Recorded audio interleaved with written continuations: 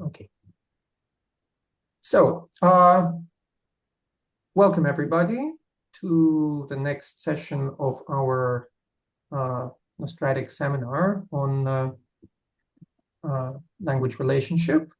And today we are very excited, happy to have with us Carlos Wagner, a specialist on Mazatec and Otomanguean, I guess, languages in general. And we've had several talks on Central and South American diachronic linguistics on the seminar already. So this is, I believe, a very welcome and stimulating addition to what we have already heard. I guess we're all excited to learn new information on a language family with which I guess few of us have worked, but so much more for, cross-linguistic experience. So with that said, please, Carlos, I'm transferring the platform to you. So we have, well, as much time as it really takes.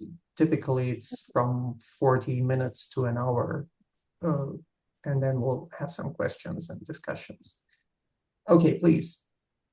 Okay, thank you. I'll try to adjust because brevity it is not my specialty. So I'm gonna start.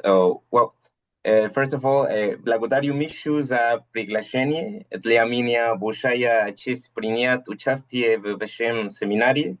Я не говорю по-русски, поэтому продолжу на английском. Спасибо. I hope I did not butcher your language that much. No, very good. Well, thank you. Well, so my name is Carlos Wagner. Well, my Western name, my full name is Carlos de Jesus Wagner Oviedo. I studied at National School of Anthropology and History in my BA. And well, right now I work there. I am a researcher, professor.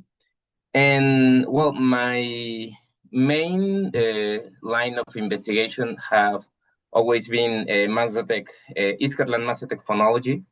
And my work on diachrony have been always kind of complementary work in order to explain some of the patterns that I have seen on Mazatec that, well, they are patterns that seems to be strange or sometimes polemic to my colleagues because Mazatec languages in general have, let's say, highly complex structures in the phonological level that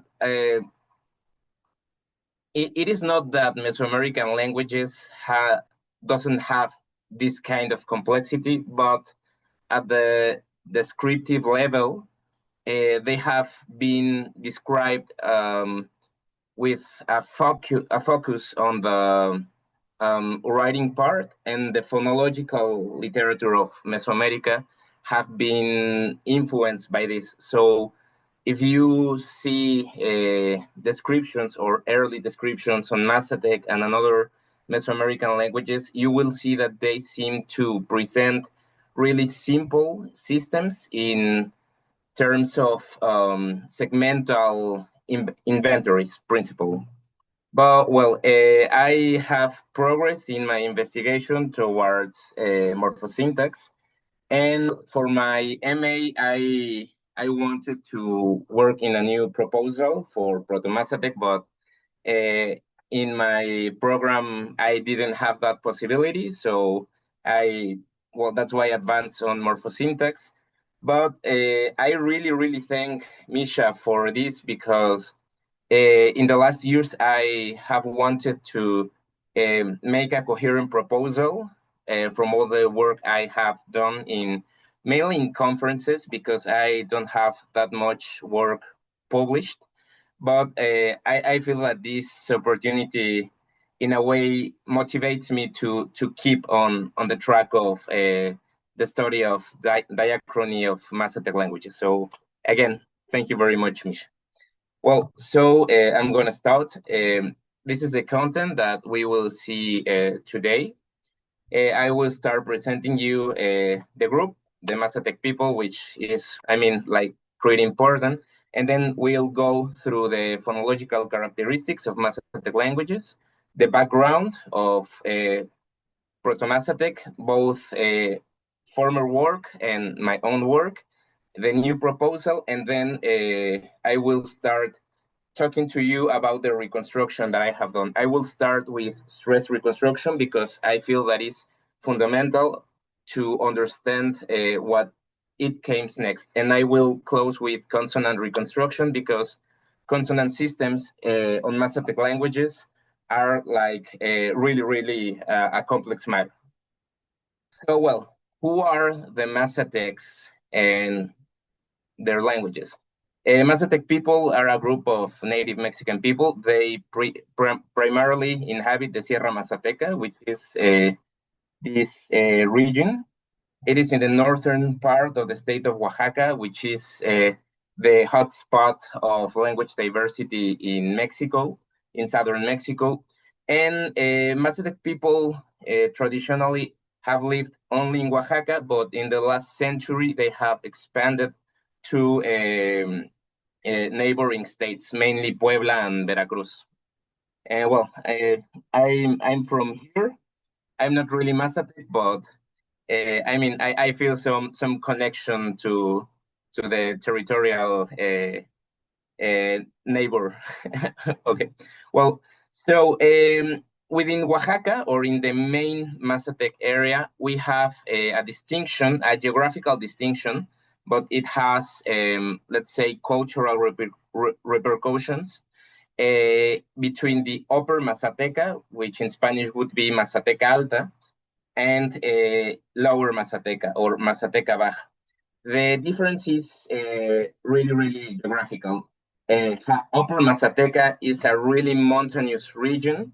We have like a lot of diversity of Mazatec dialects in this area, which I mean, I believe we expect normally that mountainous regions display a high diversity on Mazatec, I mean, on languages. And the Lower Mazateca, it's a plain or it's the beginning of the coastal plain of the Gulf of Mexico. So we have a lower density of diversity. And I mean, people in those areas do not share that much social relationships, and that is reflected on languages. There is this area which some people call La Mazateca Media or the Mid Mazateca, and it is like kind of a zone of transition, but linguistically it's really interesting that this is an area of Mazatec dialects that do not form, that they form their own branches, and they have get isolated really early. In the last 60 years, this place, the Lower Mazateca, was flooded, and they built a dam for, electric energy, and that caused the migration of a lot of Mazatec people. So, well, it's part of the recent history, and I mean that event caused the propagation of Mazatec people to another places in Mexico. So it has had effects on Mazatec languages. Here's a photo of Upper Mazatec and Lower Mazatec. Both places are incredible. And well, what about the history of Mazatecs? They are not that renamed in Mesoamerican historiography, but they have been here since the beginning. In the formative period, which is a period where urban civilizations start to rise in Mesoamerica, the speakers of Proto-Otomanguean and Proto-Popolocan, they were supposed to live here in the Tehuacan Valley, which is a place of the domestication of maize, of corn, which is, I mean, like a really important crop in Mesoamerican history. And it seems to me that the Mazatecs get into the Sierra Mazateca in the pre-classic period, which was, a period of wars and a lot of conflicts in Mesoamerica. And their history or recorded history is mainly in the post-classic period, which is a period immediately former to the arrival of the Spaniards. And they used to have independent lordship, Teotitlán, or señorío in Spanish, but they were occupied by Mexicas or Aztecs, the famous Aztecs, and Mixtec people. It seems that their colonial and pre-Hispanic distribution was all over this place. This is the main Mazatec current area. And, well, basically they were encroached through the Sierra, no?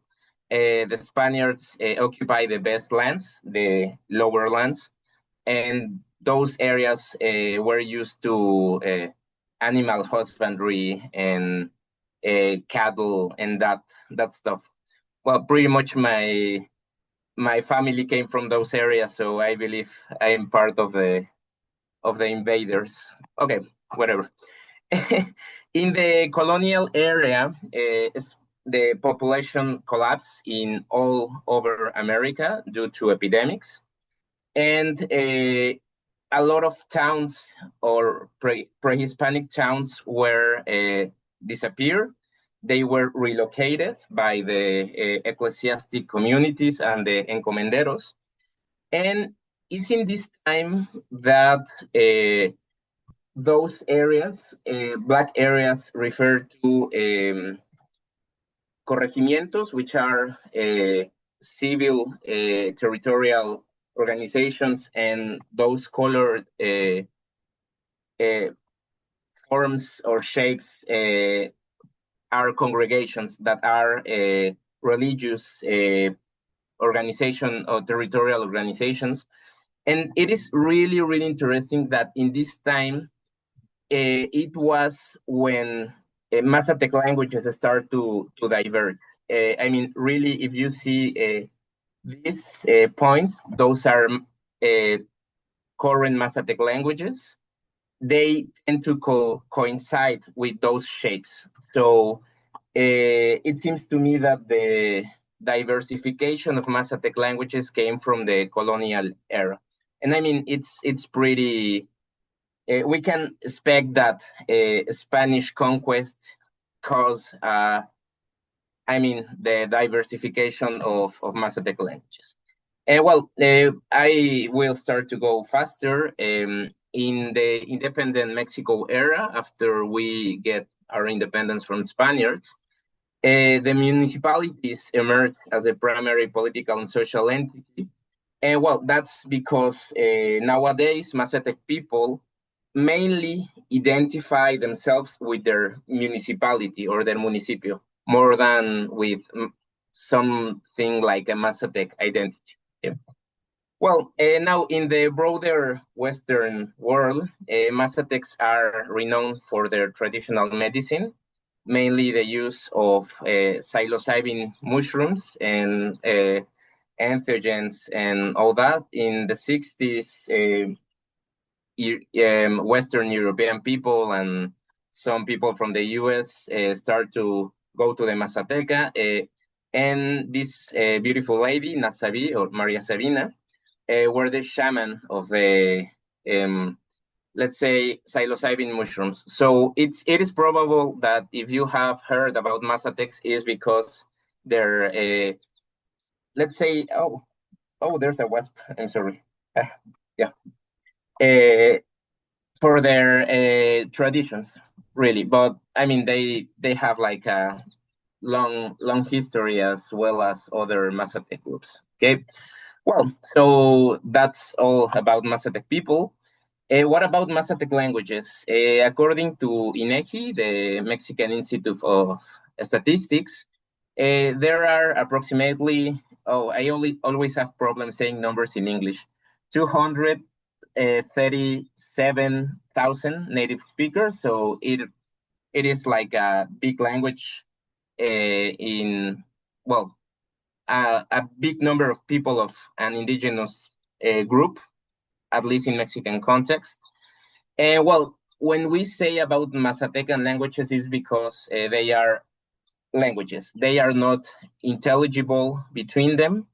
And well, sometimes in Mexico, they refer to Mazatec language, like if it were like only one language, but that's not really true, okay?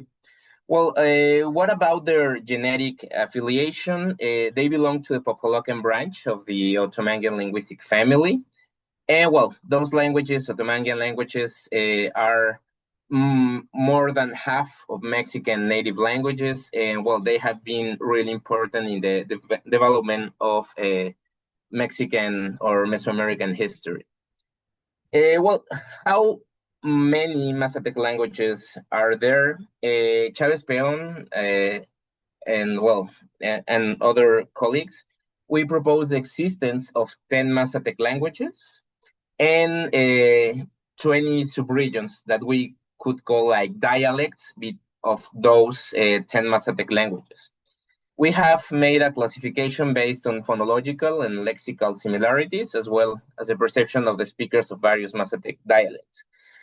Our classification, and that's where my work on diachrony starts, is using isoglosses, right?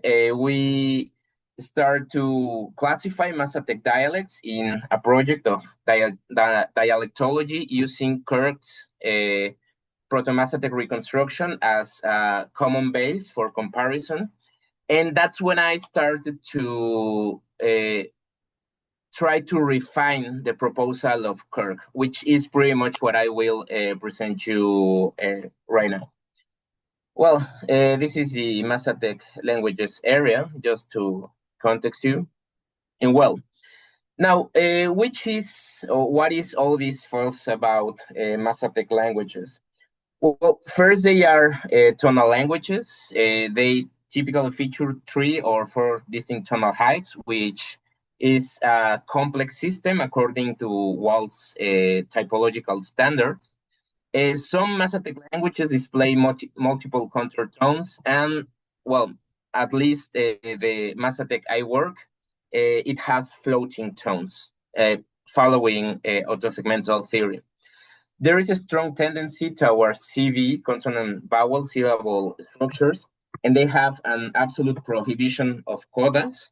So this prohibition of codas promotes the rise of complex onsets. And well, this is where most of the consonant complexity of Mazatec arise. Vowels exhibit phonological contrast in nasality in all the branches, but some Mazatec languages have developed non-modal phonation in their vowels, mainly creakiness, but Jalapa Mazatec have developed also breathy phonation. So they are what Silverman calls a laryngeal complex language in which tone and non-modal phonation interact within a syllable. There are generally 4 to 6 vowel quality distinctions, and there are some branches that have diphthongs. And well, these languages possess large inventories of consonants, at least on Mexican standards. If some of you work with Caucasian languages, surely they are not a big surprise to you. But what we can highlight is existence of non-modal sonorants and plosives with 1 or more secondary articulations. Things like prenasalized, post-aspirated, palatalized, plosive. They also show distinctions in glottal timing within sonorants and plosives. So we have things like ta versus ta, or na versus ha. So this is the main point of, discussion within Mazatec linguistics. There are 2 positions. My position is that Mazatec languages count with complex phonemes, something like this. But more classical approaches and other colleagues think that those are simple phonemes within complex syllable structures, but well, that is not that relevant for what we're gonna talk today, but I believe that I need to highlight this. So I give you my own perspective. Well, here is Mazatec segment inventory, or how most Mazatec languages, or what is the inventory that most Mazatec languages have. You can see it here. Those are the simple consonants, which are basically consonants with no secondary articulations. We have complex consonants, which are prenasalized, aspirated, pre-aspirated, glottalized consonants. And we have what we call over-complex, or consonantes sobrecomplejas. And they are basically plosives, which have a prenasalization and some glottal features, things like ka or nka. And well, what about the vowels? As I told you before, Mazatec languages have from 4 to 6 distinctive vowel phonemes. They are minimally E, A, or A or O, and O and or U. Some languages have developed a distinction between U and O. Some language, well, a branch especially have developed centralized vowels like and most Mazatec languages that count with diphthongs have I and AU. And all those languages distinguish between nasal and oral vowels. And as I told you before, some branches have non-modal phonation. Well, so this is an inventory of the Mazatec I have worked on, Izcatlan Mazatec. Those are the consonant inventory. Those are the vowels. I propose 3 tones, but we have the possibility of stems with no tone. And those are basically the syllable structure. Only to give you an impression from the other side, this would be the system of Izcatlan Mazatec for another author, Lamima. And as you can see in the left, we have a really or rather simple system, like a pretty average system. And to the right, we have a complex system according to typological standards. But well, in the end, this is more a discussion within synchronic Mazatec dialects. This would be the inventory of Huautla Mazatec. It is also my proposal in a paper to appear. And as you can see, we have like 80 something consonants, and Huautla is very, very special because we have those distinctions between pre-aspirated and post-aspirated sonorants and obstruents consonant, which is indeed really, really strange in typological perspective. This is a rather common system within Mazatec languages. This is Mazatec from Puebla or Conecuiltitla. And as you can see, we have distinctions of non-modal phonation in sonorants. We have distinctions of aspiration in obstruent, but we don't have like a really complex system as in Huautla or in Mazatec. Now, this language counts with non-modal vowels and have developed a fourth way tonal height distinction. Well, that's like a really general presentation. Not all Mazatec languages have been described, and we are not so sure how can we account for all the distinctions. But I mean, this is like a bird's eye view. What about the background on other proposals on Proto-Mazatec? The first proposal came from Fernández de Miranda. She doesn't really work on Proto-Mazatec. She really worked on Proto-Popolocan, which is the proto-language constructed by Mazatec, Chocho, Popoloca, and Izcatec, which are another Popolocan languages. And she only took data from Huautla dialect. So I will not treat her proposal here, but I believe it is important to mention it. The first work on Proto-Mazatec was by Guczynski in 1956, and she reconstructed Proto-Mazatec based on 7 varieties, which comprise 6 distinct languages according to our classification. And Guczynski reconstruction focused on consonants, vowels, and syllable structure. She does not really treated tone, although she assumes that Proto-Mazatec has 4 tone heights. Kirk in 1966 reviewed and expanded upon Guczynski Proto-Mazatec. In fact, he was part of the team that worked with Guczynski searching for data in Mazatec dialects. So his proposal is, a more refined version of Guczynski. He proposed intermediate reconstructions, which is really interesting. He reconstructed consonants, vowels, tones, and accent. Well, so what about Guczynski proposal? Guczynski proposal includes prenasalized consonants, nasals, and liquids. And I focused on those because Kirk have like a different opinion, and me too. He says that in Proto-Mazatec, nasal vowels do not contrast behind voiced consonants, which basically is the fact that nasal vowels do not contrast in front of sonorants.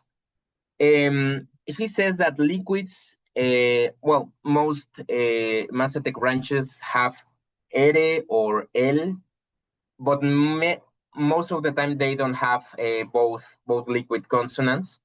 And she says that she's not that sure to reconstruct that a liquid series, but she left the possibility open. With respect to vowels, she reconstructs 5 vowel qualities and 1 diphthong. Kirk's revision takes out.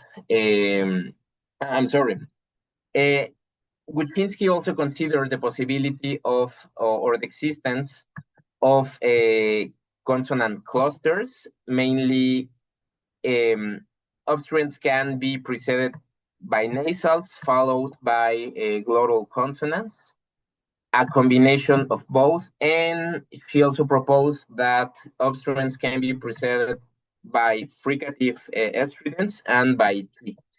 And sonorants can be preceded by glottal plosives or a glottal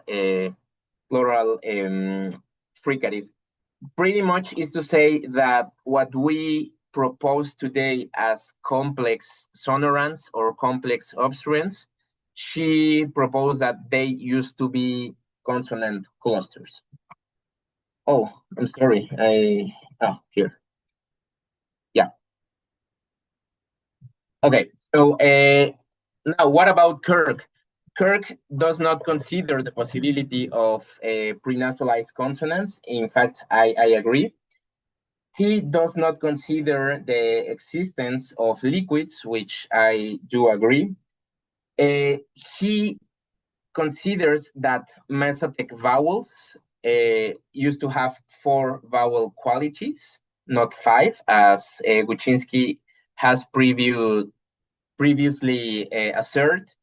And it is mainly the push between systems with just 1 non-low back vowel, like O or U. And some Mazatec languages do have the distinction. And he said, no, Proto-Mazatec only had one non-low back vowel, U. And well, he reconstructed a lot of diphthongs. Well, now I'm gonna talk where I am. Most of the previous works where I have treated pretty much the proposal on Proto-Mazatec were conference presentations. You can check all of them all in my academia webpage. Well, it has been like a long time, pretty much 10 years, but honestly has been pretty much a side job from my main focus. But definitely I really like this.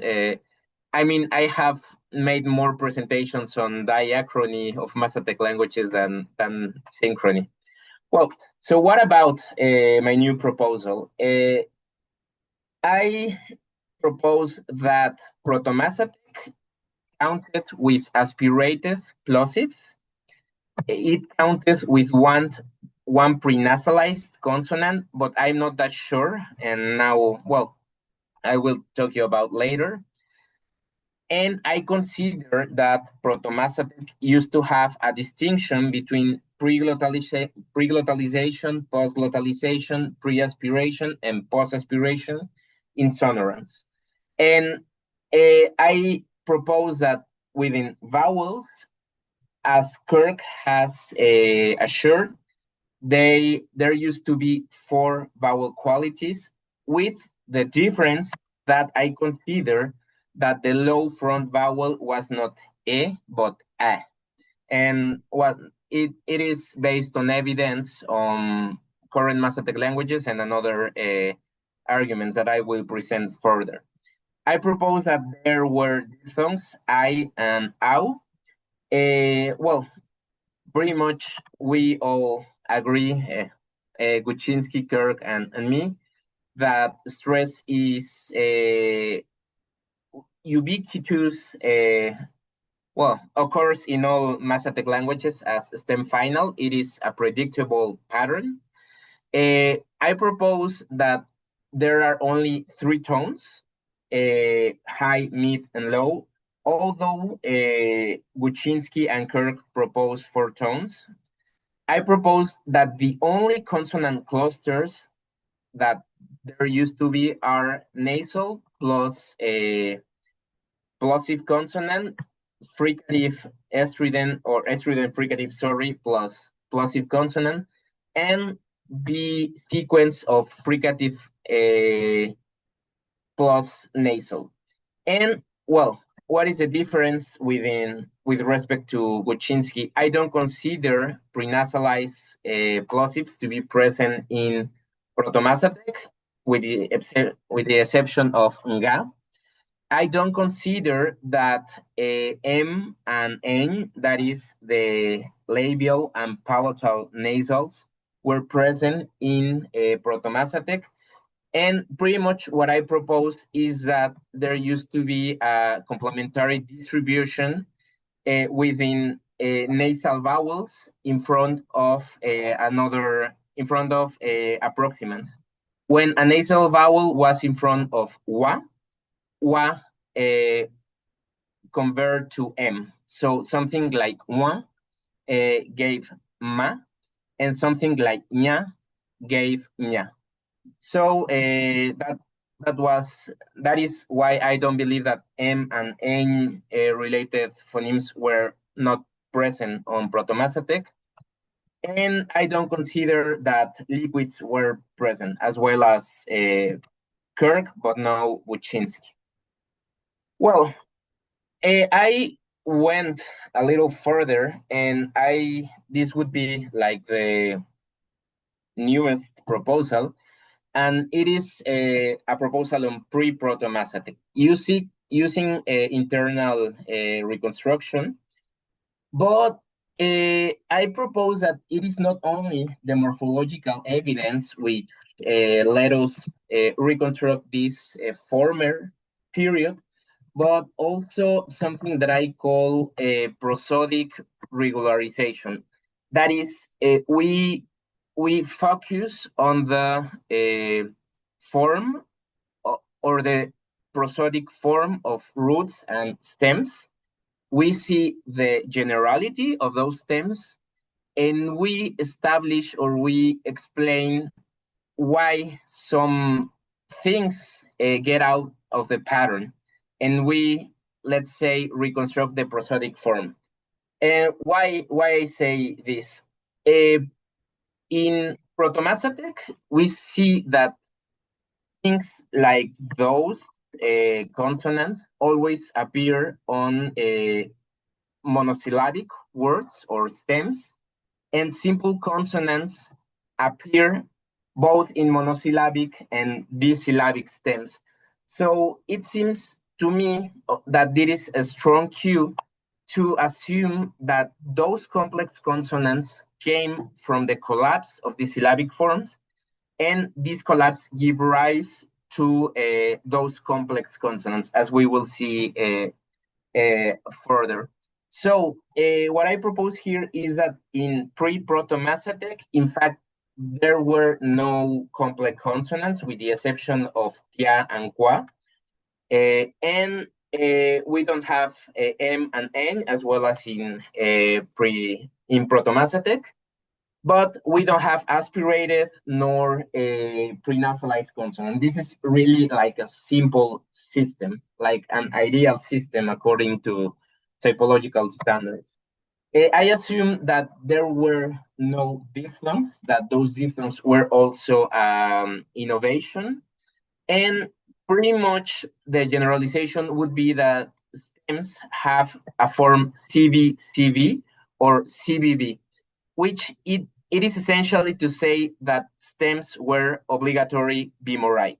So this was named by Pike for mixed languages couplet or couplet.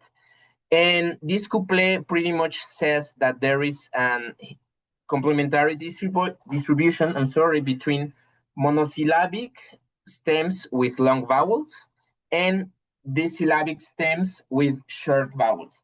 And I mean, the thing in common is pretty much the mora, right? They have two moras. And what I propose is that pre-Proto-Mazatec used to have two moras in the stems. So all begins with the collapse, as we will see now.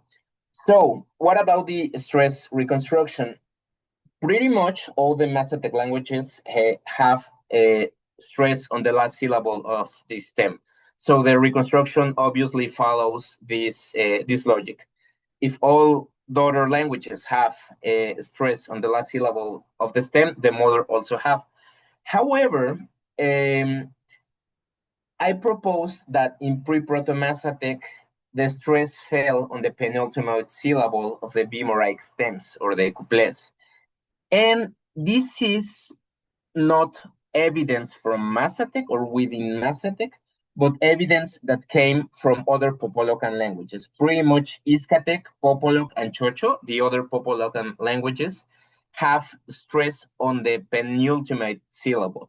So we have to assume that in the pass from Proto-Popolocan to Proto-Mazatec, which have a system of stress in the penultimate syllable and in the last syllable, we have to have an intermediate stage. And this is like the proposal that I do. What I propose is that this intermediate stage between pre-Proto-Mazatec and Proto-Mazatec involve the shortening of bimoraic stems or monosyllabic bimoraic stems. So I propose that this process created an irregular system with last syllable stressed monosyllabic stems and penultimate syllable stressed bisyllabic stems. And then an analogical prosodic pattern was generalized where the last syllable of all stems received the stress. This is called by Léonard a modèle concaténatif collocatif, and well, I put it because I like the name of this proposal. Now, do we have only bisyllabic, disyllabic, and monosyllabic words in Proto-Mazatec? No.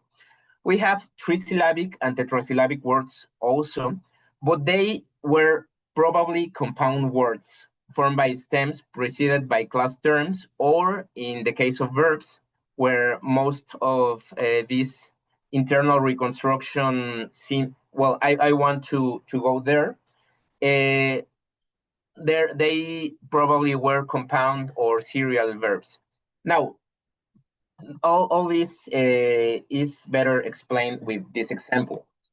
I propose that water in pre-Proto-Mazatec were n, ta. So I don't know which was this vowel, and well, right now it doesn't matter, but I assume that the stem count with a long vowel. This would be pre-Proto-Mazatec.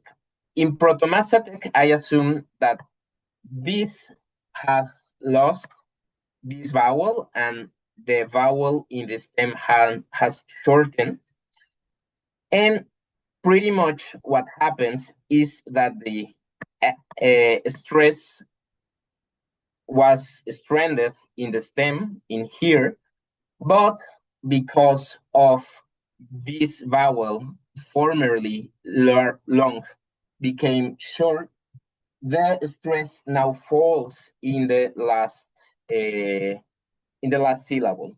So this would be the pattern observed in current Mazatec languages. Now, as we can see, this sequence of nasal plus plosive came from two distinct syllables. Those syllables, now the loss of vowel create a cluster, and we can see that this was a voiceless consonant in Jalapa Mazatec. The form of Jalapa Mazatec is identical to what I propose for Proto-Mazatec. In other Mazatec languages, this stem get into compounds. This is Nanda or Nondo and Dafua. It doesn't matter now what does it mean, but as you can see, this gave rise to prenasalized consonants. Now, let's gonna compare with this. I didn't put the meaning, it is fire, but I propose that fire in pre-Proto-Mazatec was something like ni-i, with a stress in the penultimate syllable. And in Proto-Mazatec, there were this shift towards the right or to the last syllable. Now, this gave as result this N in particular, as we will see in other slides or in further slides, became nasalized consonants. So, oh, I'm sorry, I lost the here. As you can see, we have the merger between pre-proto T and pre-proto N, right? Well, that's what I assume is that the shift of the stress gave rise to pretty much give the conditions necessary to the rising of non-modal vowels and complex consonants, but I will detail more further. Now, what about the syllable structure reconstruction? I assume that pre-Proto-Mazatec syllables only have CV or CVV shapes, which were basically CV with long and short vowels. And I assume that Proto-Mazatec syllables couldn't have this shape, or long vowels weren't phonological in Proto-Mazatec, but we have the possibility of CCV shapes. Those CCV shapes are limited to a fricative plus plosive or nasal plus plosive. And an interesting fact that it seems to me that support the analysis of complex consonants, well, mainly aspirated consonants in Proto-Mazatec, is that the sequences between nasal plus plosives cannot have a nasal with a glottal feature and a plosive with glottal feature. Mainly, we have a nasal. I need this. Yeah, sorry. We can only have this and this when none of the cluster members have a glottal feature. This and this, where the plosive have a glottal feature, or this, where the nasal have a glottal feature, but we will never have this. So it seems to me that this thing where we forbid these structures seems to indicate an OCP, an obligatory control principle effect, where adjacent phonemes specified with glottal features are prohibited. Why? Because if those were only sequences,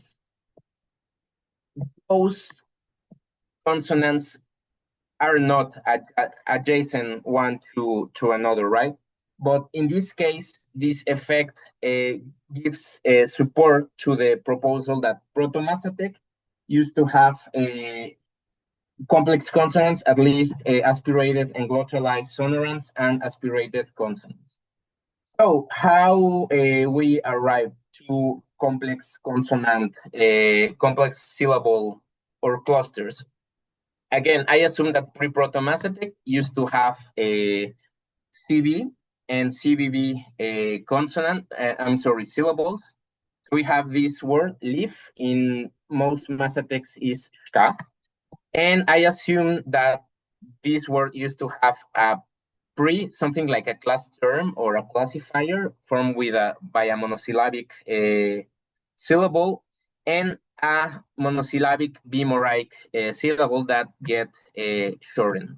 And this was the origin of leaf. We have mushroom. Mushroom seems to have the same classifier, something like sh and v.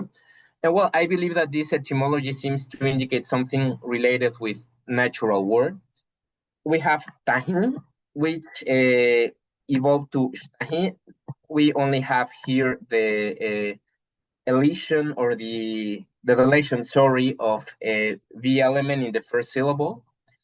We can attest this form in Huitlan Mazatec, but we have that in most Mazatec languages where we have this structure, there were metatheses where the glottal consonant get to the right, the vowel get to the right of the first consonant in the last consonant in the first syllable. Sorry, so we have an intermediate stage, something like kai or kai, and this is the origin of aspirated consonants and diphthongs. So you can see here clearly how the rise of clusters and complex consonants has a direct relationship with the monosyllabification of these words, right? Well, we have wind, which is to, or tau in most Mazatec languages. I assume that here we have something like a class term or a classifier. The stem was tahu. In Proto-Mazatec, we have this metathesis, tahu and tau. This gave rise to the aspirated plosives, and this is the origin of a lot of plosive aspirated plosive consonants. And well, we can have also words with more than two syllables before, or maybe one word or two classifiers.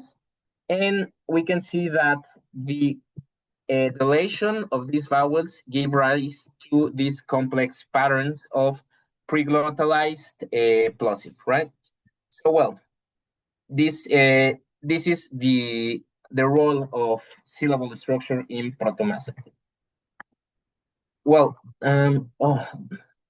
this doesn't move. Okay. Oh, I'm sorry. I cannot move this. Right. Well, what about tone and intonation reconstruction? I know that this is a little bit naive to try to reconstruct the intonation, but let me tell you why I propose this. Originally, Guczynski and Kirk assumed the analysis of Pike's Huautla Mazatec description, and Pike proposed four tone heights, which it seems that tonal systems don't like to have systems or four heights. They like to have three or five heights, but not four. But well, they do exist. However, the description of Pike on Huautla Mazatec tones were that good that successive descriptions assume that all Mazatec languages have four tone heights. And well, that was not really true. The majority of post-90s descriptions have described three tone heights for most non-central and non-Western varieties, which is the majority of branches. And the majority of non-Mazatec Popolocan languages also have three tonal heights. What I want to say with this is that Proto-Mazatec surely have three tonal heights and not four. And this four tonal height, it is completely because influence of Pike work.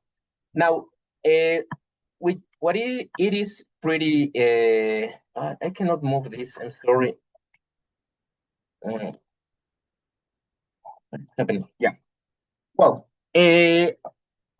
this not well this fact or about the history of Mazatec synchronic description caused that both in the reconstruction and in descriptions of modern Mazatec languages, four tone heights were the default for those systems. Well, if you want to find four levels in any Mazatec language, you will find them, right?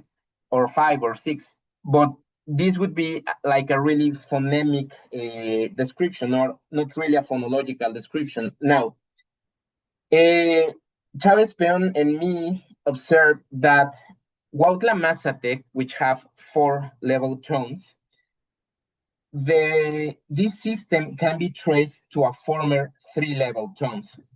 Why I say this?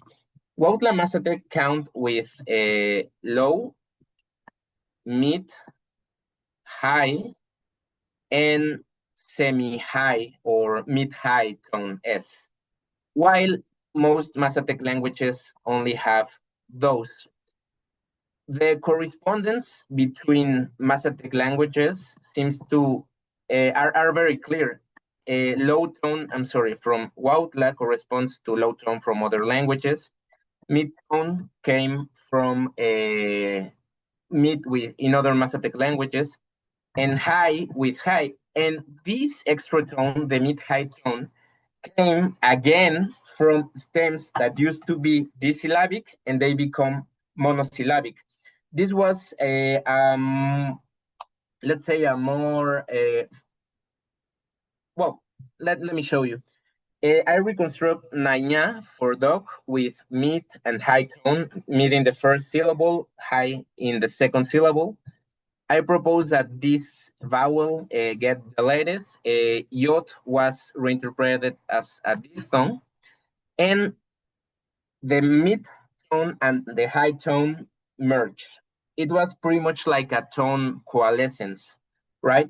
We have that the height resulting from the fusion or the merger of high and mid gave the result of mid-high. Now, it's the same with this atole, which is a beverage made with corn that we consume here in Mexico. I reconstruct nchaha, and this gave rise to ncha. As you can see, it is not mid, it is not high, it is mid-high. And you can compare it with other Mazatec language like Xoyaltepec that we have mid-high. Now, we can compare with stems or bisyllabic stems that used to have high tones in both of its vowels. We see that in Huautla Mazatec, na, which is language, gave rise to en with a high tone. And in Xoyaltepec, it also has a high tone. So the difference between Huautla and Xoyaltepec for the presence of mid-high and high tone is the factor that the protoform used to have a mid-tone. And well, in Western Mazatec languages, we also have 4 tones. There is not a mid-high tone. There is an extra low tone. And this extra low tone comes from the loss of laryngealization, a process we call tonogenesis. And the thing is, some vowels developed a creaky voice eventually, and the loss of this creaky voice caused the rise of an extra low tone. You can see it here. We have the genesis of an extra low tone in Western Mazatec. Those 2 variants, Ocopetatillo and Yolosochitlan, still have the laryngealization in vowels. You can see it here. And those 3 varieties of Western Mazatec had really lost this laryngealization. It seems that those vowels have a little trace of laryngealization, but we also expect that lower tones or lower pitch provoke something like a creakiness. Now, we have here data from a Western Mazatec variety which has lost the laryngealization, and we can see the contrast between Hilote, which used to have laryngealization and low tone, and Smell, which have a low tone, and in varieties with laryngealization and no laryngealization, we expect that the heights would be similar, but in this language, the loss of this laryngealization depress the tone and cause an extra low tone. So what I want to say with this is that while Guczynski and Kirk's reconstruction consider 4 levels from Huautla, we can prove that 4-level systems are innovations. So most probably Proto-Mazatec used to have a 3-level system. Now, the presence of contour tones or floating tones have the same origin. These syllabic stems that collapse into monosyllabic forms. We have this word, woman, that used to be syllabic. In Ateislahuaca Mazatec, this was preserved with low and high tones. And you can see that in Huautla Mazatec, the metathesis of the glottal consonant and the first consonant and the first vowel, or the deletion of the first vowel, gave rise to an aspirated consonant, a monosyllabic word, and a contour tone. In Iskatlan, the language I work on, this provoke the this is the origin for floating tones. So woman in isolation is chon with low tone, but if we put something like a possessive, like her woman, the high tone or the floating high tone appears. Chon. Well, sorry if I don't do the tones well. Well, now, what about intonation? We really don't know much about Mazatec intonation, and we also doesn't know a lot about intonation in tonal languages. But it has been observed in non-Western and non-Central Mazatec languages, those languages that probably doesn't have 4 high tones, that those languages have downtrends, which includes downdrift, downstep, or declination, which is a phenomena where tones get lower in the progression of the utterance. Clint recently made a really compelling work showing that the levels of these downtrends differ a lot between Mazatec languages, but the generality is that they exist, right? This is this is an example of Mazatec, Izcatlan Mazatec, the language I work on, where we can see how high tones get lower progressively through the uterus. Now, it is interesting now that Central and Western Mazatec do not seem to display downtrends, but the other language does. So, as Central and Western Mazatecs form their own branch, it seems that the loss of downtrends, I mean, the tones keep stable through the uterance, is a shared innovation. No? However, more investigation is certainly required. Well, we are in the last slides. What about the vowel reconstruction? I believe that this is the most complete work that I have done already. And well, as I told you before, Gudzinski reconstructed 5 vowel qualities and 1 diphthong, while Kirk did not find evidence for a contrast between O and U, that is 2 non-low back vowels. And he proposed 5 vowel monophthongs and 8 diphthongs. I propose, or I modify Kirk's proposal with respect to I propose A instead. And why is that? First is because I love Trubetskoy ideal about symmetry, and A is more symmetrical with A in terms of correlations. But not only that, we have that peripheric Mazatec languages, which are around the main Mazatec, the Mazatec Sierra, count with front-low expressions for the reflexes of Kirk's E. In Puebla, we have A. In Jalapa and Chiquihuitlán, we have A. And in Soyaltepec and formerly in Izcatlan, we have E. So I believe that if we reconstruct A, we can explain better the presence of those vowels in those Mazatec languages. Now, the fact is that other Otomanguean languages do come with this sound, like Amuzgo, some southern Zapotec languages, and Pame.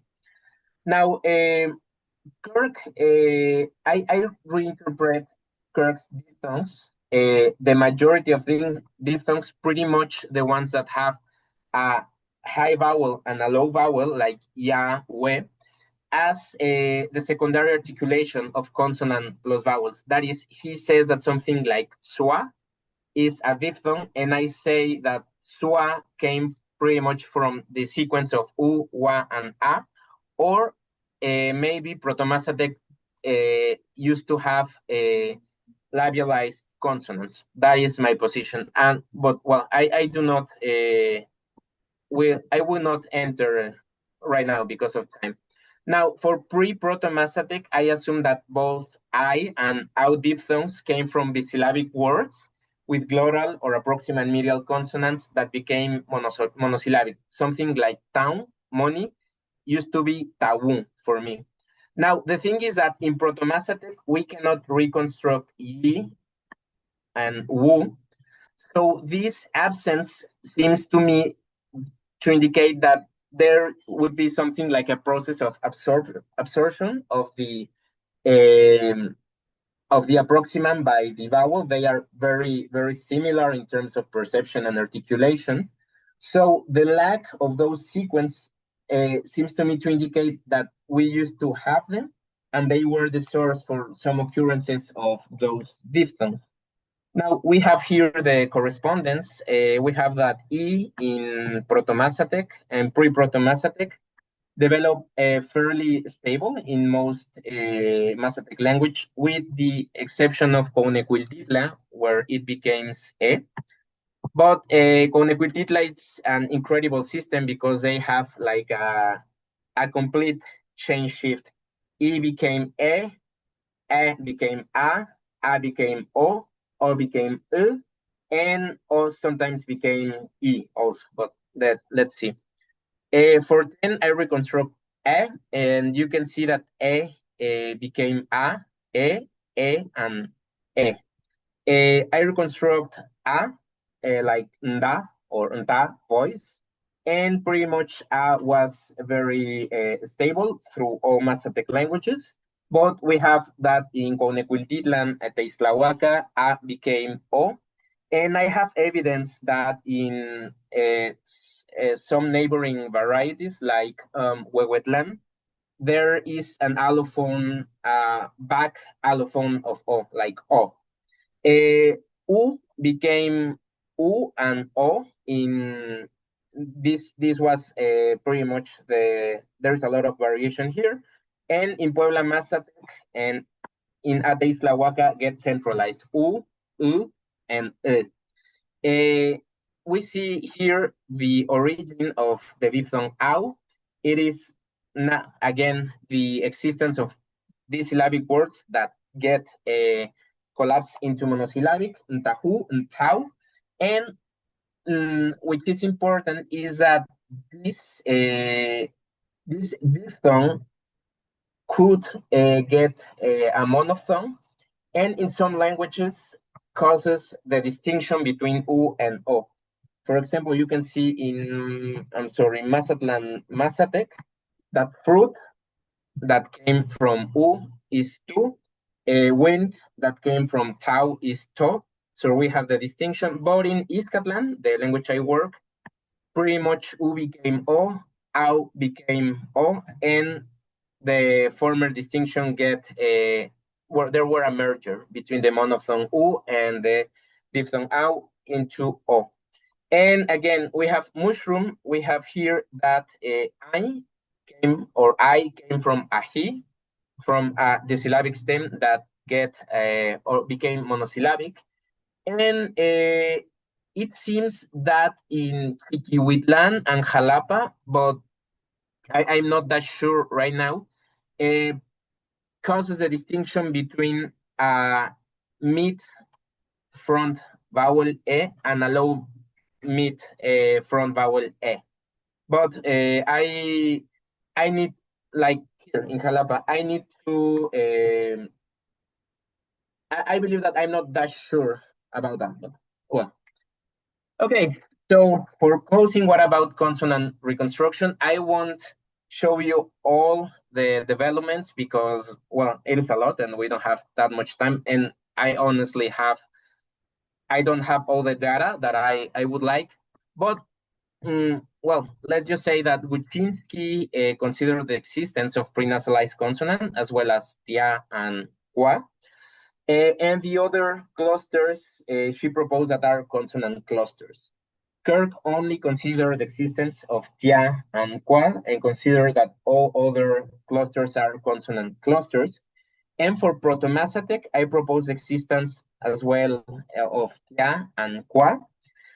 I propose the existence of sequences, as I told you before, of nasal plus obstruents and fricatives plus obstruents and N. And let's say that what I don't find, I'm not comfortable with that, is that all Mazatec languages have nga here, but this nga appears in a subordinator clitic, a proclitic, and it seems to me that maybe this voice realization is an allophone of K or K in the sequence NK in unstressed position. But again, it is I need to work more on that. But I mean, using the comparative method, I have to declare that this was a phoneme in Proto-Mazatec. Now, for pre-Proto-Mazatec, I propose the existence of tia and qua, and I consider, again, that the sequences of consonants are not allowed, and that is because there were a strict CV structure, syllable structure, sorry. Well, I will show you the development of 4 sounds, the development of pre-Proto-T, pre-Proto-N, pre-Proto-Wa, and the development of liquids. Now, what about T? We have that in pre-Proto-Mazatec, we only have this, I'm sorry, here.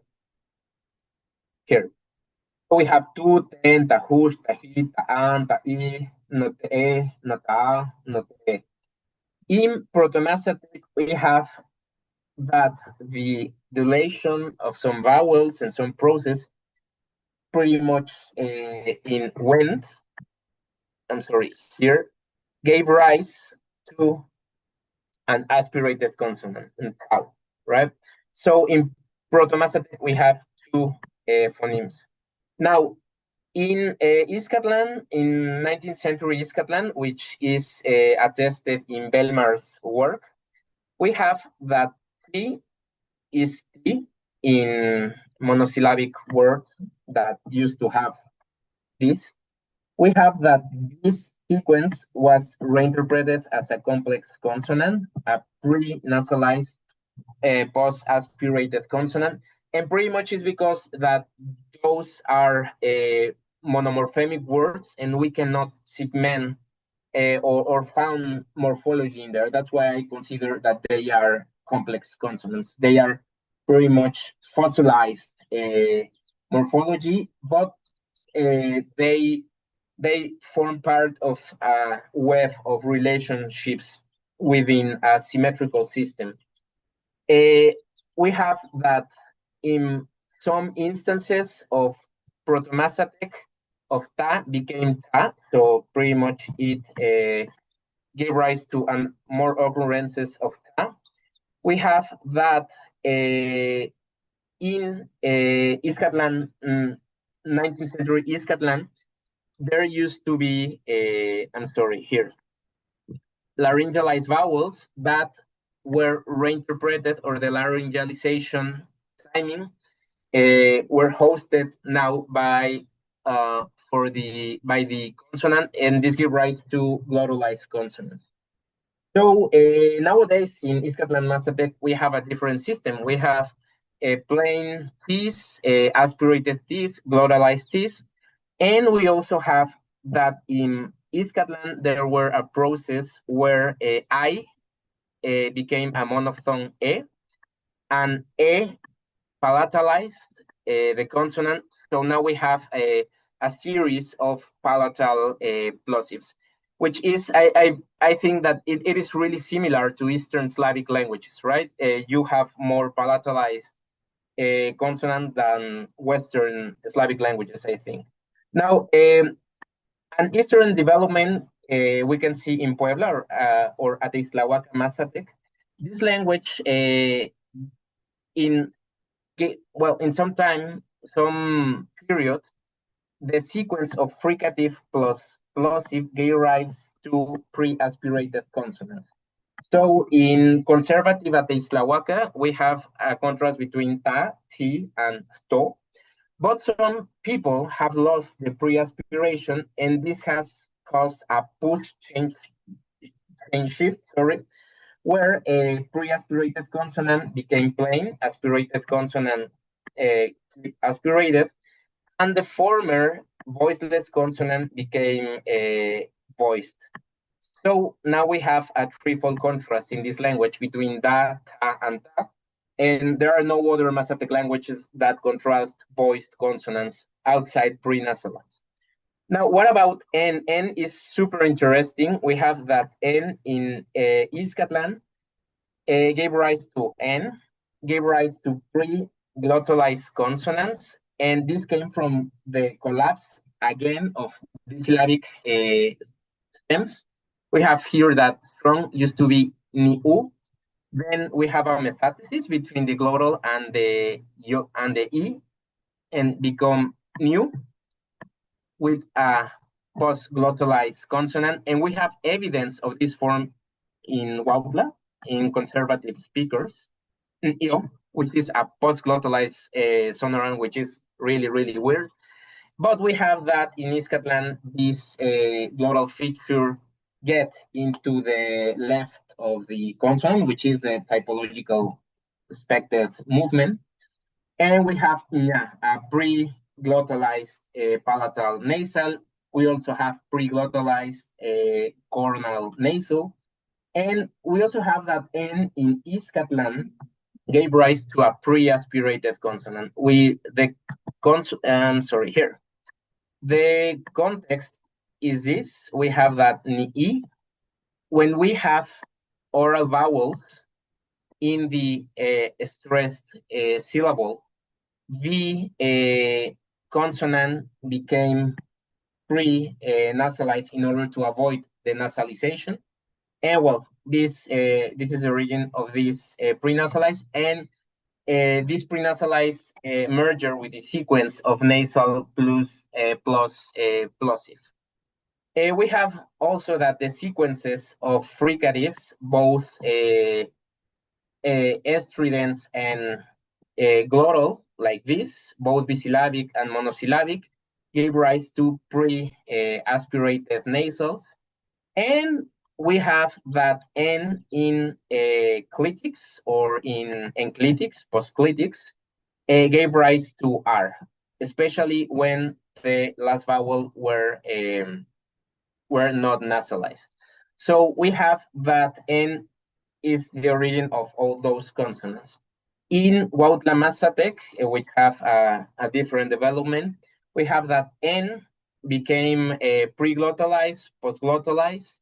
This gave rise to L, a liquid, pre-glottalized, post-glottalized.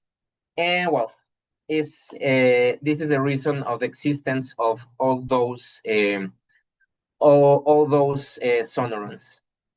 We have here that wa appears mainly in verbs. That is why verbal morphology is a great a great source to reconstruct those prosodic forms. We have that wa became va in most Mazatec languages. I believe that this is influence of Spanish, but wa also gave rise to m in contexts where nasal vowels cause the nasalization of this consonant. Wa became ma. And we also have that wa in the context where it encounters the glottal fricative, gave rise to the phoneme F, bilabial voiceless fricative, this one. And it is interesting, Otomanguean languages doesn't used to have a lot of labial consonants, but in Mazatec, due to all the interaction between glottal consonants, nasality, this gave rise to a lot of labial consonants, as you can see here. Well, last but no least, the development of liquids in Mazatec languages. Liquids basically come from three sources. N, as we have seen already, from T in Chiquihuitlan, Mazatec, and from Spanish loanwords. From N, we have R in Clitics, as in Izcatlan. In Huautla, L developed as well from Clitics and from N in a pre-tonic position where the vowel in the tonic position was not nasal. And we have like a mix in Mazatlan, Mazatec, where in clitic position N became L, and in pre-tonic position became I'm sorry, I have a mistake here. This should be Ri, and in a pre-tonic position L, and they are in complementary distribution. And in Chiquihuitlan, we have that Er com ere came from ta in pre-tonic position. So we have that head used to be tuku in Proto-Mazatec. The collapse or the dilation of U caused the clustering of T and K. In fact, in Soyaltepec, Mazatec, head is tuku without a vowel. But in Chiquihuitlan, T became R, urku. So this is the source or the reflex. It is a source of R, and it is a reflex of T. Well, so thank you. I told you that brevity is not my specialty, but well, Dokuchino, Nainashi Katavechino, this is two dialects of Mazatec, Spasibo Boshuye. Muchas gracias, and thank you very much. Well, thank you. Thank you very much, Carlos. I think it was a long talk, but very, very exciting and stimulating. And now we have some time for discussion. And questions and everything, but can I, as the moderator, can I start with a couple observations and questions of my own? Then I'll let everybody else as well move in. So this is, although I am absolutely not a specialist in these languages and have never worked on American languages, nevertheless, from a diachronic typological perspective, I find some interesting parallels between these situations like these, and for instance, situations in Khoisan languages with which I work, with large, huge numbers of initial clicks and clusters, where it's very, very likely that an internal reconstruction like the one that you are talking about can actually shed light on what really happened, how these systems got this way. And also I'm working with the history of the Chinese language. And one thing that struck me about the presentation, for instance, is what might look like a typologically very odd opposition between phonological opposition between pre-aspirated and post-aspirated consonants, which, funny enough, is something that in some reconstructions of Old Chinese is actually postulated as a characteristic of a certain historical stage of Chinese. And I was always wondering whether there were any possible typological parallels to that situation at all. So it's very exciting to find something like this here.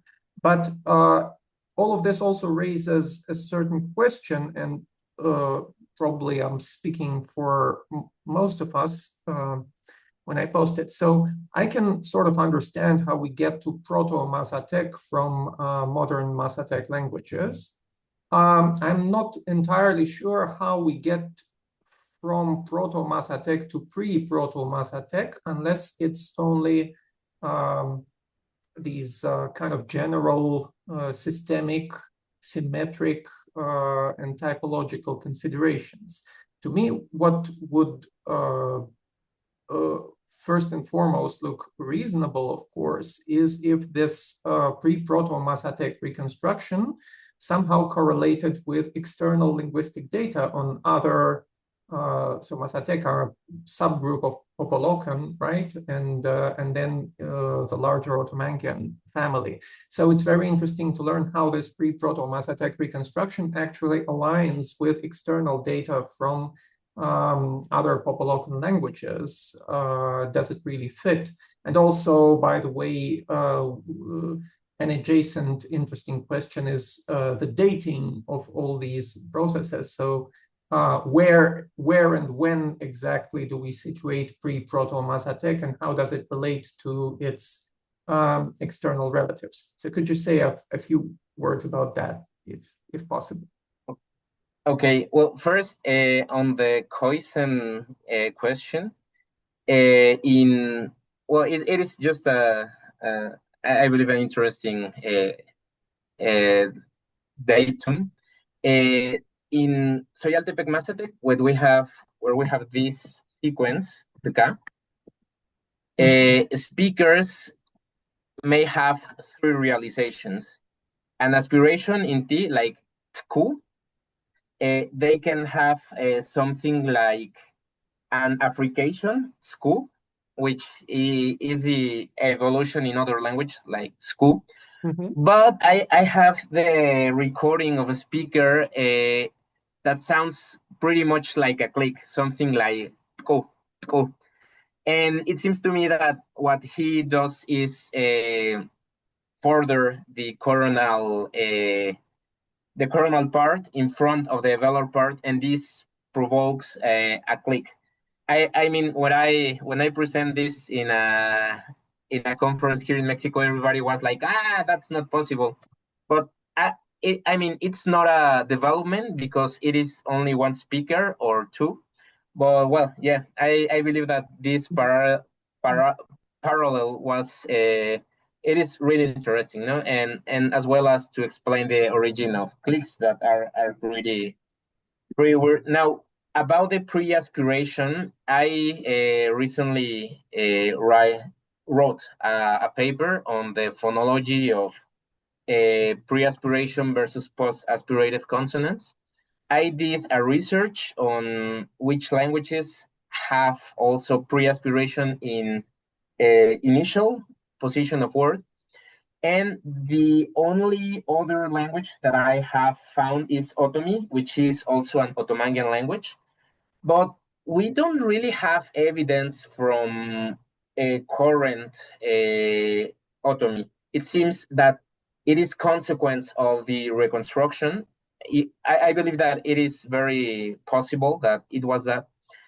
And I think that the thing is, it is possible that pre-aspirated consonants could arise, but they are so costly perceptually that they are inherently unstable. So maybe it is a possible step between languages, but we really don't attest them because they are costly perceptually. Now, Well, yes. about Just a second. With the Chinese reconstruction, it's a very similar situation, because if such an opposition actually existed, it probably existed for a very short period of time as a transitional stage. So whenever we meet something like this, the probability is that it recently arose from something and will very quickly disappear. Okay. Yeah. Mm-hmm. Yeah. The same. Mm-hmm. Well, about pre-Proto-Mazatec, yeah. Let's say I know about some parallels with other Popolocan languages, but the truth is that I haven't systematized the data in order to fit or to compare them. Now, let's say that my proposal of pre-Proto-Mazatec is an hypothesis that I would like to prove further. Again, as you said, with evidence from Chocho, Popoloco, Izcatec. But I can tell you, for example, this word win, tahu, does not have this glottal in other Popolocan languages. It's something like ntau or nto. So, I mean, this is evidence to assume that although in Mazatec we need to assume that Proto-Mazatec has this aspirated consonant, the other Popolocan languages, let's say that confirm this theory. Again,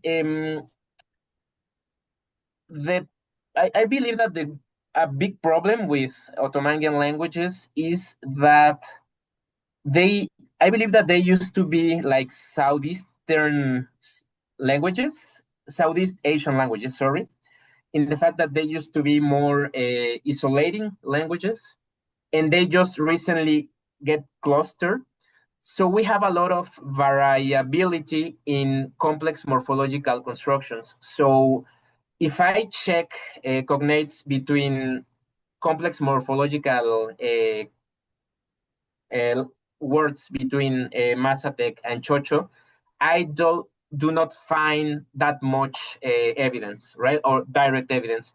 So what I have to do, I need to study more those other languages in order to find a deeper correspondence. I mean, what I have done on those languages has been really, really superficial, but I would like to do that. And I mean, the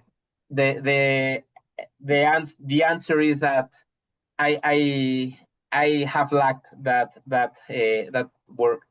And now about the dating, I have a problem because there is a glottochronological calculation by Guczynski.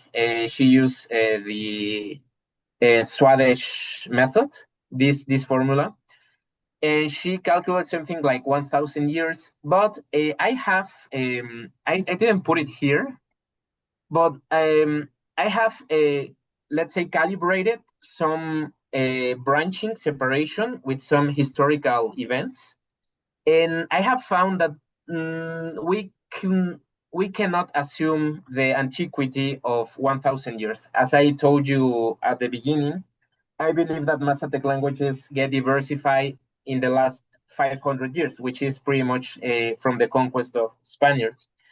I know that some changes, I can trace them. For example, I used to think that in Izcatlan, these ejective consonants came from the dilation of those vowels, but I found evidence from the 19th century that indicates that those weren't voiceless; they were voiced.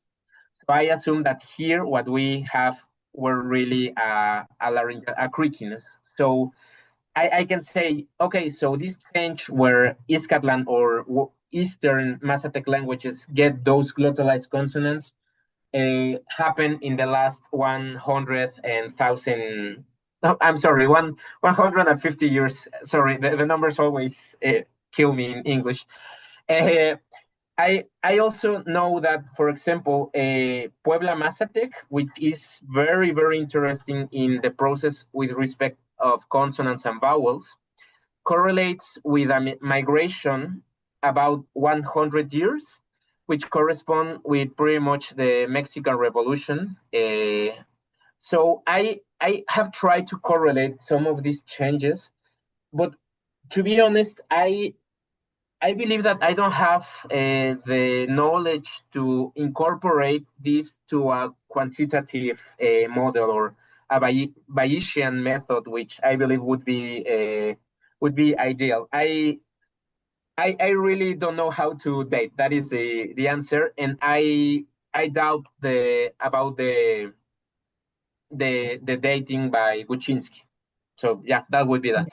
But actually, I wasn't so much asking about absolute dating as I was interested in the issue of relative dating. So how does the thing that you call pre-Proto-Mazatec relate to Proto-Popolocan, for instance? How far I'm sorry. No, that was very useful and interesting what you said as well. But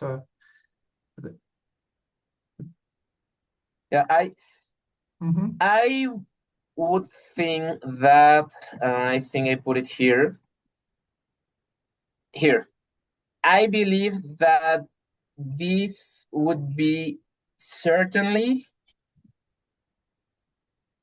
equivalent to Proto-Popolocan. That is my final answer. Knowing that other Popolocan languages have developed their own quirkiness, and these ideal CV shapes are more similar to other Otomanguean languages like Mixtec or Zapotec. So I would assume that knowing these prosodic shapes talk about a really early period. So yeah, that would be. Now, as I told you before, with respect to stress in particular, I need to assume that there is obligatory intermediate stage where we pass from penultimate stress to last syllable stress. And maybe this intermediate period would be pre-Proto-Mazatec, and what I call pre-Proto-Mazatec is really Proto-Popolocan. But yeah, that is my final answer. I assume that in general is equivalent to Proto-Popolocan, but I'm not that sure. So the logical step is if pre-Proto-Mazatec is more or less the equivalent of Proto-Popolocan to see how it correlates with data from other Popolocan languages. Yeah. Mm-hmm. Okay. Thank you. So, thank you. Any other questions, please? I have a question. What is the distribution of dental nasal N with respect to the nasalized vowels? So N is always followed by a nasalized vowel. Do I get it right? Yeah. That I should tell you more about this. Yeah, I assume that N used to occur with this, and I'm not sure that occur with this. I'm not sure. Now, there are languages which indeed occur this, but only in pre-tonic context, something like E, but I cannot corroborate or prove that in sorry, I need to say this first. Nasal vowels only contrast within tonic vowel. So we have things like tata, but never like ta, ta. And both in Proto-Mazatec and in current Mazatec languages, we have that in front of nasal consonants, nasal vowel are not contrastive with oral vowels. So, sorry, I have to start from there. Now, I have no evidence that this contrast like this happened in tonic syllables, which is the position that license this contrast. And I have evidence that this could happen in pre-tonic context, but this context is a context where nasal vowels are not contrastive. So really, we cannot assume that oral vowels occur in front of N. That would be the answer. What do we have in Proto-Mazatec? We have that the contrast between oral vowels and nasal vowels suspended. They were neutralized. That's what I would say. So phonetically, we always have this. That is the answer. And what we never had was essentially this, or if we have was phonological but not phonetically. And I assume that this in the evolution of Mazatec languages were reinterpreted as maybe this in general, but when we have this by the development of or the collapse or by bisyllabic words,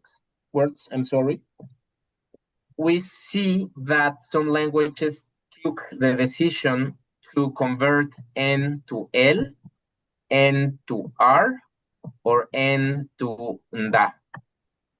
I mean, this is a strategy to avoid the nasalization of this vowel, but this is an innovation.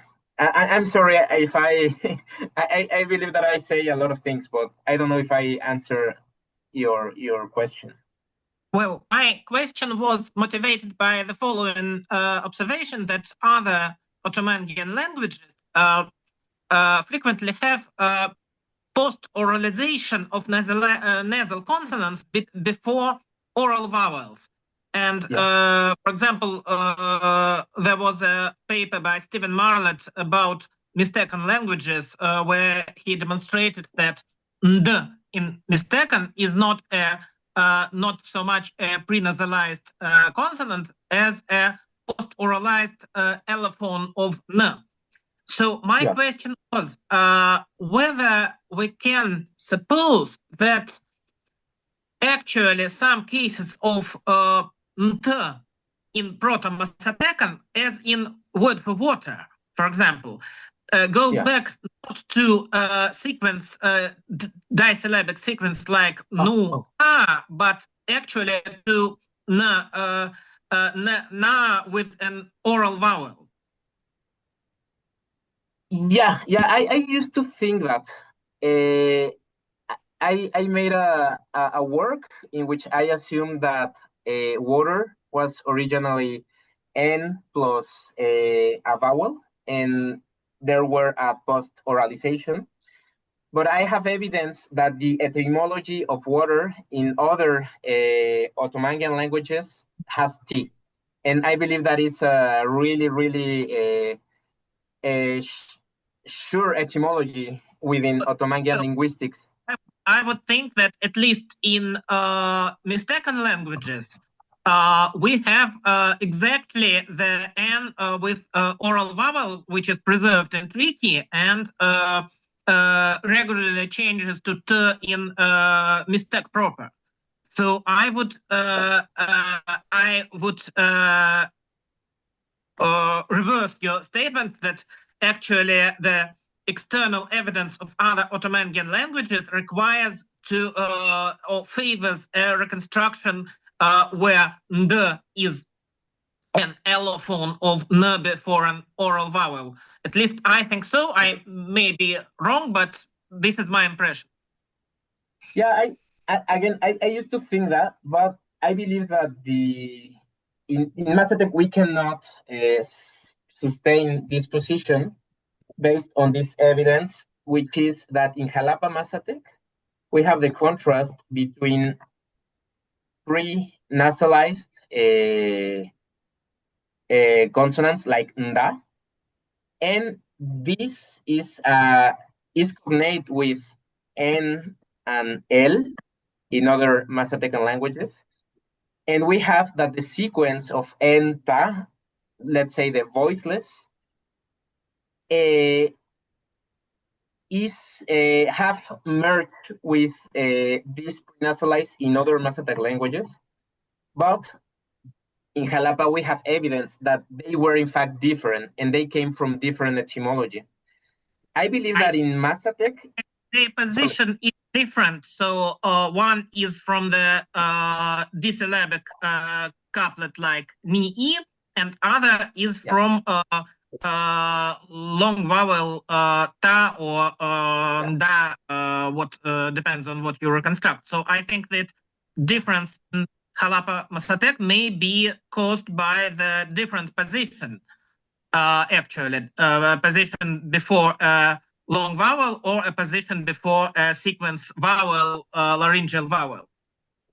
Yeah, that is something that I haven't considered, and I thank you for that. What I believe, honestly, is that the development of post-oralization that you talk about that happens in Mixtec precisely, and I believe that in Chatino maybe, it is a development in some branches of Mazatec, and I think that it is a recent development, and what Chatino and those Mazatecs have in common is that they were dominated by Mixtecs. So maybe it is rather an aerial feature that had effects on neighboring languages, and that's why we see this parallel. That would be maybe my assessment.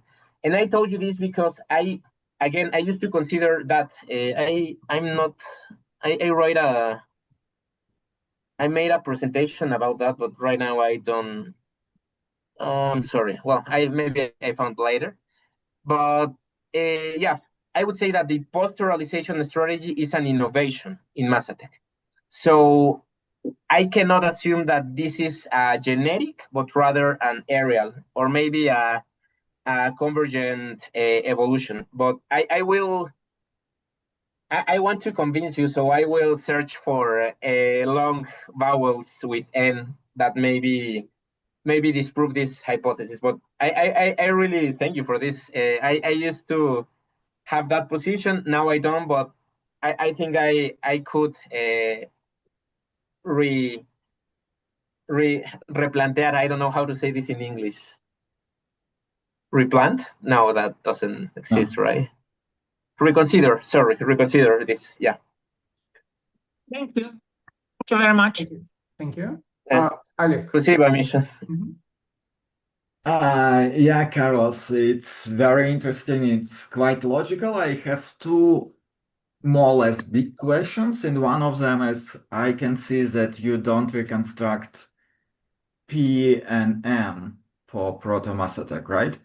Yeah. And we do have P and M in Choctaw and Ixcatec. So can you elaborate more on these Yeah, I believe. How sure we are that we shouldn't reconstruct these two phonemes? Okay. Well, I think I first have to talk about the status of P in Mazatec languages. We have two origins, Spanish. So we have things like paño, shawl. And I have, well, at least in Iskatlan, this word capi, which is formed like ka, which is toad, and pi is like small. And it's renacuajo, how do I say this? A baby toad? Tadpole. Yeah, tadpole. So I believe that this P, like small, it is maybe a phonosymbolic innovation, right? So the thing is, we cannot reconstruct within Mazatec P.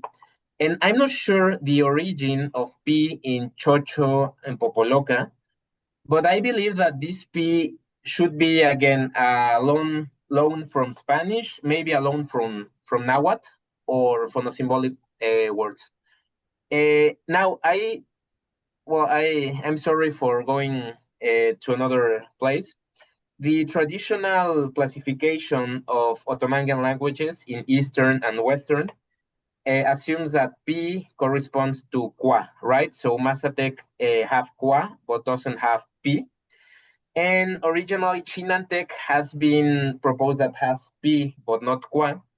But I have looked at Chinantec data, and I believe that their P is an innovation from phonosymbolic words, something like bubble, small, fat, all those semantic camp. So the answer is that we don't need to reconstruct that in Proto-Mazatec, as we do not have it. Oh, right. Jan Leo says that Va came from Wa, and M as well, I believe, came from Wa, but as first as a nasal alphone in front of nasal vowels. So we have Wa, it became Ma. But now I assume that they have phonologized in current Mazatec languages for two reasons. First is Spanish, the influence of words of non-conditioned M's, and the fact that we have morphological formations like ma, which is the verb become, and adjectives, and they form inquative verbs like ini is red, ma is become, ma ini is to become red. And as I said to Misha, we cannot assume the contrast of nasal vowels in pretonic position. So if we have things like ma-ini, which is in pretonic position, that M cannot be derived from a nasal vowel because we don't have nasal vowel. So morphology has, let's say, that strengthened the position of M. And yeah, I would say this, maybe in pretty much all Otomanguean languages, with the exception of Otopamian languages and maybe, this language from Central America, Cholulteco vowels. Yeah. What Jean Leo says, I right? mean, languages missing bilabial nasals. It's quite an interesting gap, and it should be an explanation behind this, like kind of historical explanation. I believe that the lack of P came from the presence of Qua. Maybe taking a Jacobsonian position, the gravity in the system is both is covered by Ka and Qua, and this Qua, it is the labial, functionally labial element of those systems. And I believe that it is rather common in American languages, right? Now what you used to doesn't have Pa, right? It has Qua, and Pa was acquired from Mihesokian languages, from Totonacan languages. So I believe that it is not that. It doesn't have P word initially on nouns. So it does has P in all other positions. But once again, more interesting is absence of M. But yeah, I see your position. I better go to the second question. And the second question, so we have two different processes. One of them is elision of the first vowel. Then we have something like N, some vowel, and like stop and something else. But we also have like elision of vowel before glottal fricatives and glottal stops. And one question is it the same process, or we better see this vowel deletion before H and glottal stop, something similar to glottal consonant leftward migration, like in modern Tahitian, for example? And if they're synchronic or not synchronic. And my question is also related to one of your slides. Then you have something like tihi, which still is tihi or tehe in some Mazatec languages. And I would also like to hear your explanation why in some cases glottal fricative still is preserved and not anchored on the previous stop. Okay, I will start from the last question. I believe it has to do with morphology. I believe that maybe we have, well, in fact, Kuczynski said this already. We can identify strata of those monosyllabizations in different periods of Mazatec. So I assume that, for example, tau, wind, which in all branches have aspirated consonant, but tihi, which is pot, mainly doesn't have aspiration, but it does exist in Jalapa, if I'm not mistaken, has to do because this bisyllabic sequence of tau was monomorphemic earlier than pot. Maybe tihi pot was not monosyllabic, was bisyllabic, and this conditioning provokes that there weren't this collapse because those parts used to have a strength. Or maybe, I mean, maybe this word is a new compound from a later stage.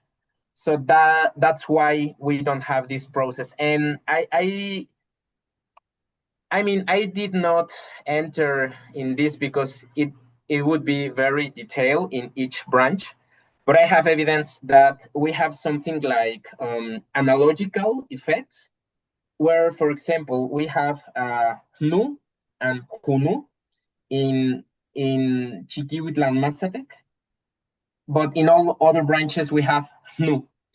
So what we can know from this, maybe in Chiquihuitlan, the contrast was conserved between a bisyllabic and a monosyllabic contrast, because hunu, which is all, was perceived as a compound, and in the other Mazatec languages, this interpretation get lost early.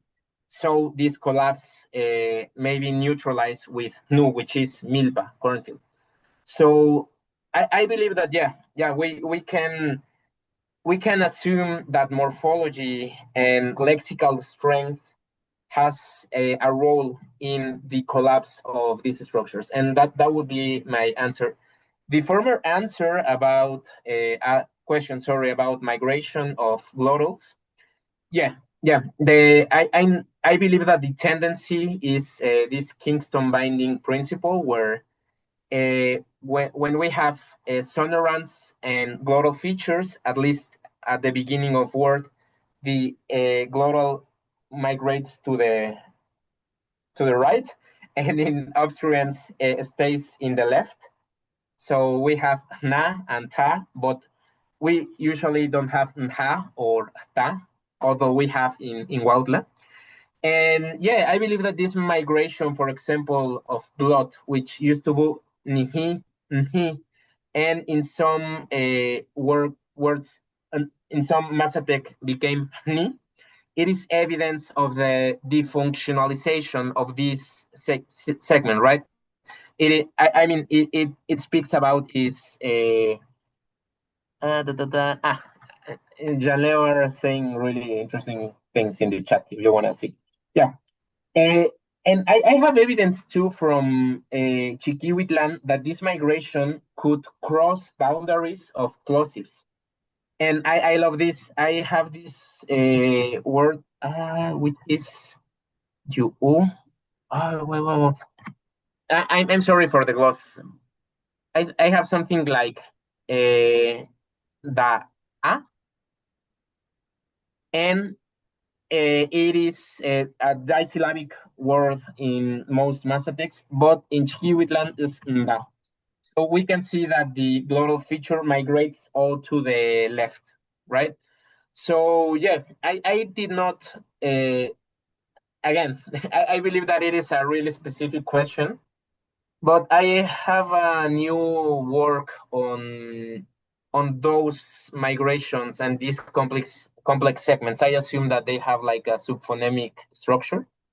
So yeah, but I believe that this migration through segments are a good argument against clusters or complex consonant clusters and in favor of complex consonants.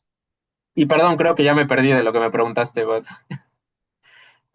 do you think it was synchronous, like the loss of deletion of vowel before glottal stops and fricatives and in other contexts?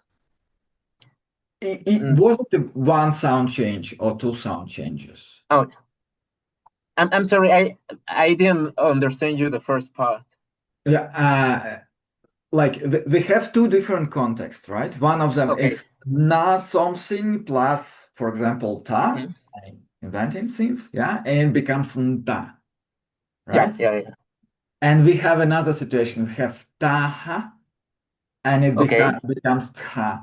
Do you think it's one sound change or two different sound changes?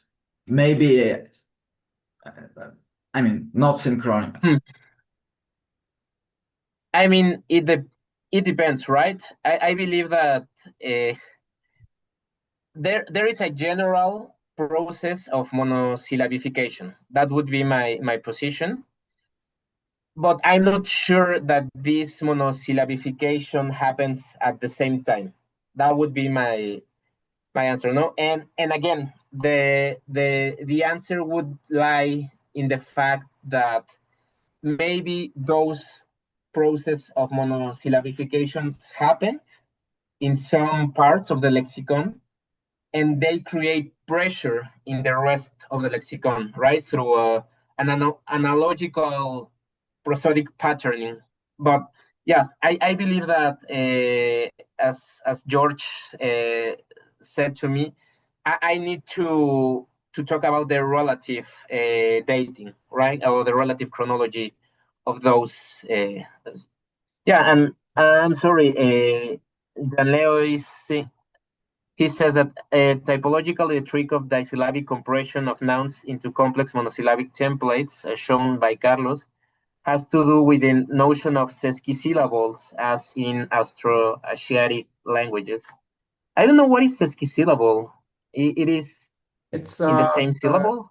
A syllable and a half, where there are these prefixes in Austroasiatic languages which are reduced, so like with a schwa or something. And of course, yes, they can also conflate with the root and form tricky clusters and have all sorts of developments like these. But the Austroasiatic situation is a little different, I think, typologically, in that these initial pre-syllables are usually considered to be morphological prefixes. So it's not like old bisyllabic roots, right? It's an old monosyllabic root that can have a variety of different prefixes slapped onto the beginning, and sometimes they are different depending on different languages. So it's phonologically there are analogies, I think, with this situation, but morphologically it seems to be different, because what we're talking about here is not